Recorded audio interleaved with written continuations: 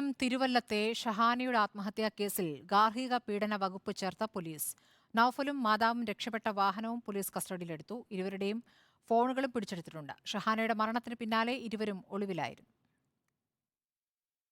ഷഹാനയുടെ ആത്മഹത്യാ വിവരം അറിഞ്ഞ ഉടനെ 1.5 വയസ്സുള്ള കുഞ്ഞിനെ തിരിച്ചേൽപ്പിക്കാൻ ഏർപ്പാട് ചെയ്ത് ഒളിവിൽ പോവുകയായിരുന്നു നൌഫലും മാതാവും. കാട്ടാക്കടയിലെ വീട്ടിൽ നിന്ന് കടക്കലെ ബന്ധുവീട്ടിലേക്കാണ് ഇരുവരും പോയത്. അവിടെ വാഹനവും ഫോണും ഉപേക്ഷിച്ച് പോലീസ് എത്തും മുമ്പ് കടന്നു കളഞ്ഞു. ഉപേക്ഷിച്ച കാറും ഫോണും പോലീസ് കസ്റ്റഡിയിലെടുത്തിട്ടുണ്ട്. തിരുവനന്തപുരം കടക്കലിലുള്ള നൌഫലിന്റെ സഹോദരന്റെ ഭാര്യയുടെ വീട്ടിൽ നിന്നാണ് വാഹനവും ഫോണും കണ്ടെടുത്തത്. ഇവരാണ് ഇരുവരെയും ഒളിവിൽ പോകാൻ സഹായം ചെയ്തതെന്നാണ് പോലീസിന്റെ നിഗമനം. ഇവരിൽ നിന്ന് കൂടുതൽ വിവരങ്ങളും പോലീസ് ശേഖരിക്കും. ഫോണുകൾ ശാസ്ത്രീയമായ പരിശോധനയ്ക്ക് വിധേയമാക്കും.